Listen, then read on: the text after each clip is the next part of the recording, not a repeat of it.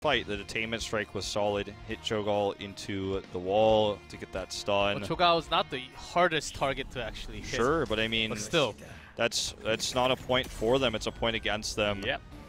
Did not work out in our most one-sided game of the evening. We'll see if BlossoM can bring it back here as we see the Instaluck Zeratul ban here. Probably looking to grab Falstad again, I imagine, for no chat as their first pick on this very map. Falstad or Zarya would still be okay. Problem with Zarya is you'll probably have the Vala Ariel taken away from you if you do it. But then you could push down a more global comp, but Zarya doesn't pair too much with that. I think they're trying to think about if there's a way they can make this work, similar to how we saw this earlier tonight with the Zarya picked up later. It's going to be the Falstad instead, as I expected. They're going global, and hopefully not blast this time, and not a game ending before they hit level 10. Miracle did pressure super hard in game number 1 and 2, and crushed down from the beginning of the game. Maybe it's time to switch gears and try to think into a longer game where they can come back at later levels of the map. Okay, so they're going to give the Vala Ariel over by taking Dahaka for global and getting Muradin super early. Zarya will be banned here, obviously, to stop the trifecta. After seeing that Vala insta-ban.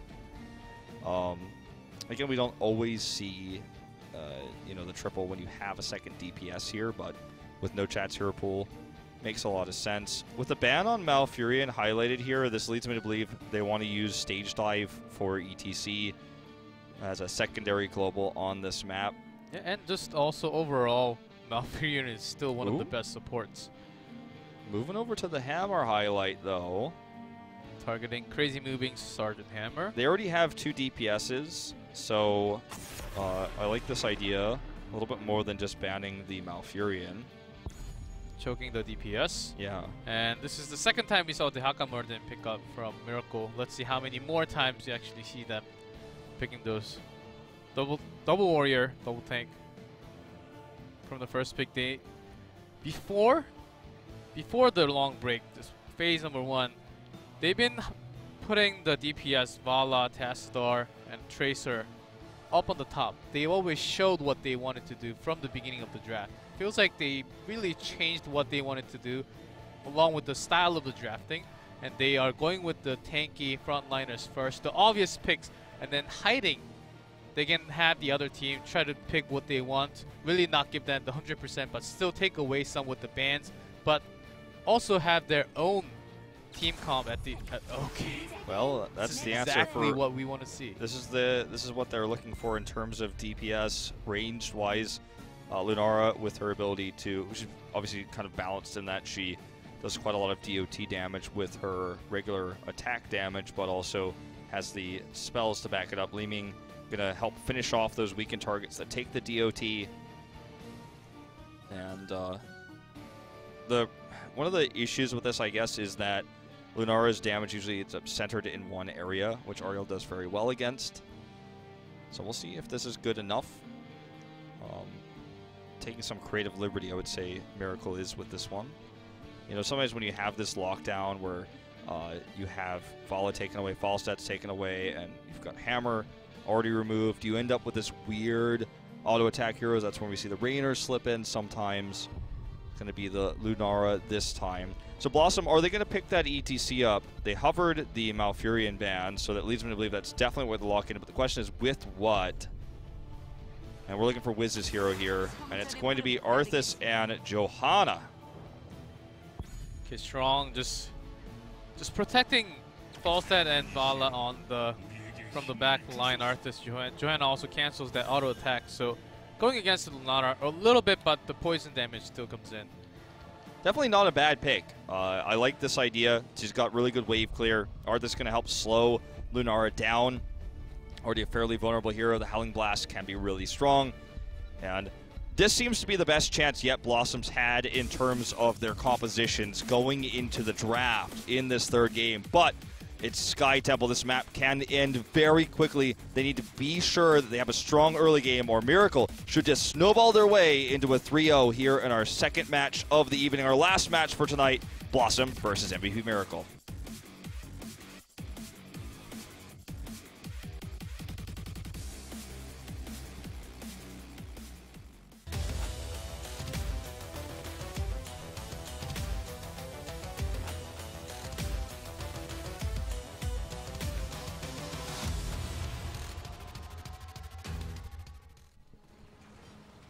In blue, on their last life in this best of 5, BlossoM has Scarlet on Oriel, Dudu on Vala, Wiz on Arthas, Judy on Johanna, and No Chat once more on Falstad.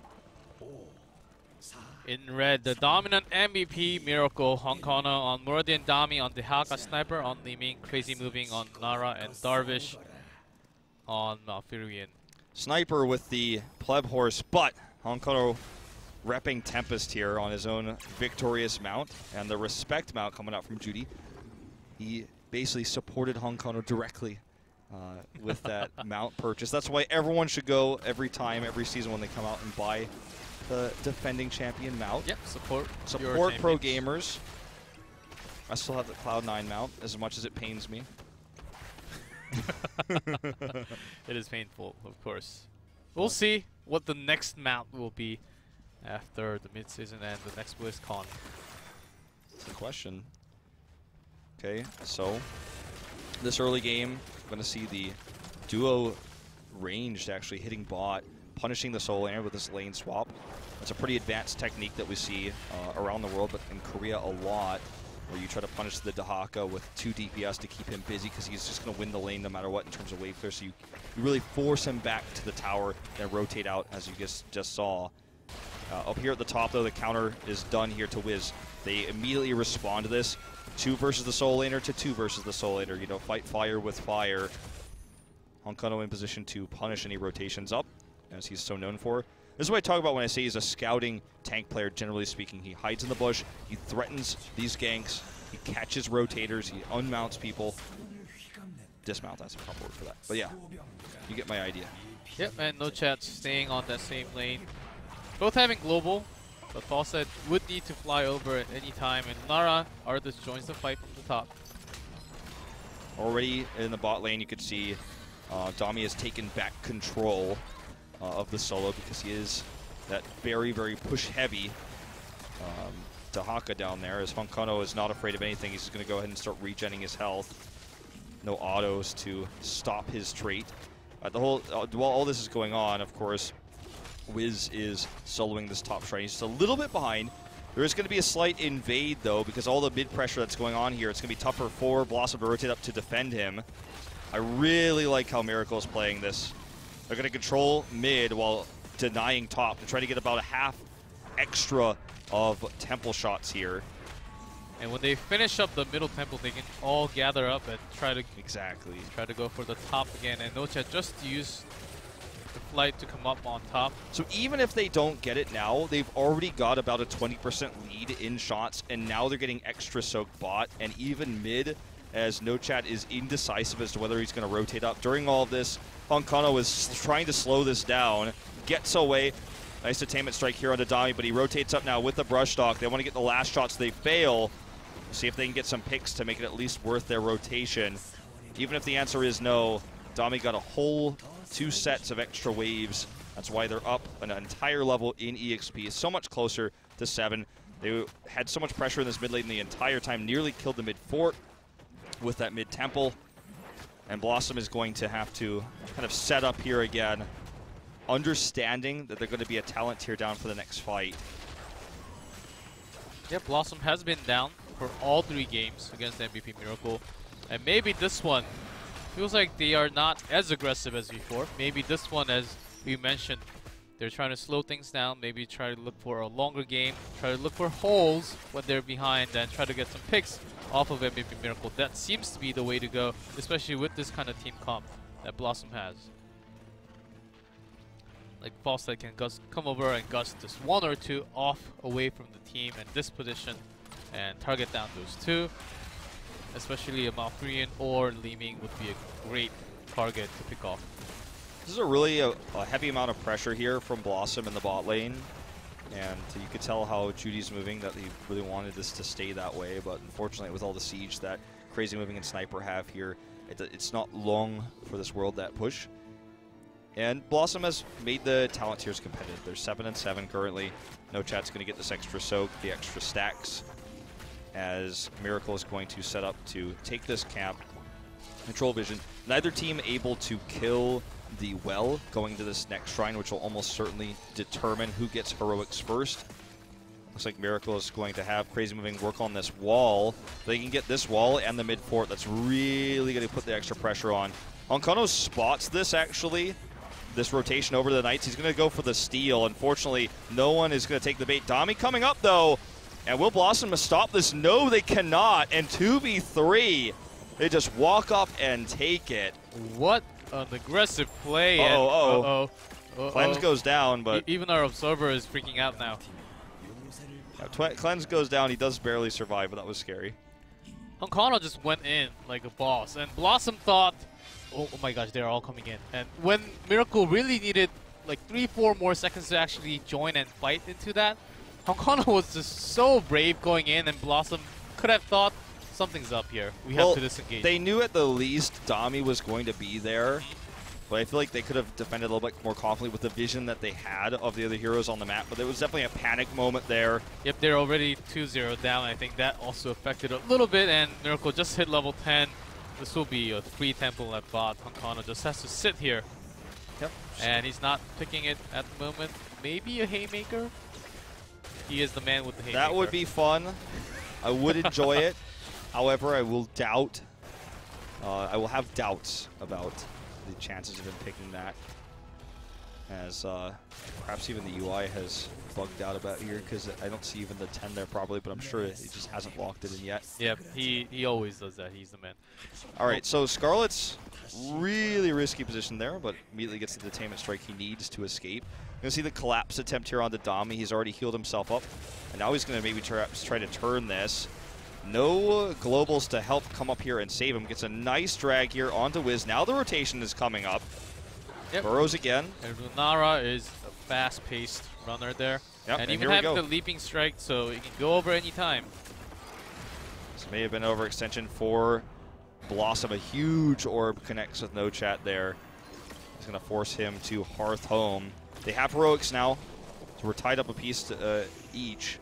As Honkono still hasn't locked in his heroic.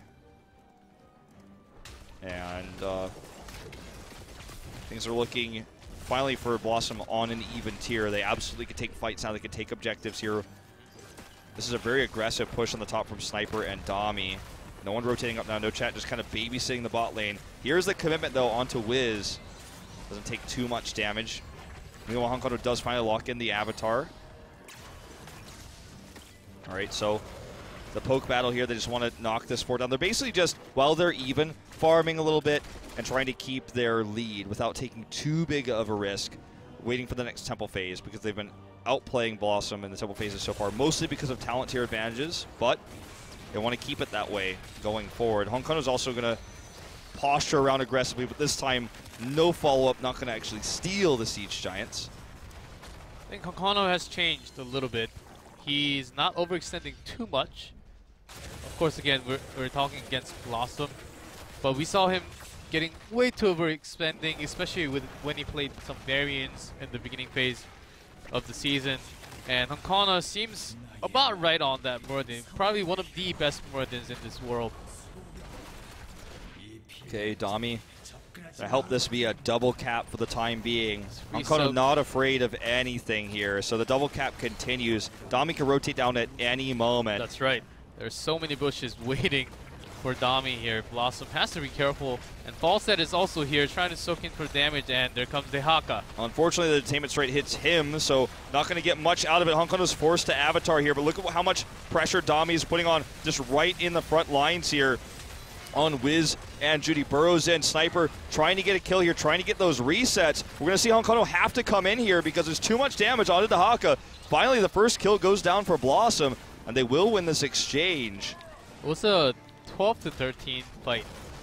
over talent. BlossoM just focusing down Oh! on the right target. That was scary there. Had there been an orb, that might have been a takedown. Yeah, you're right. And great.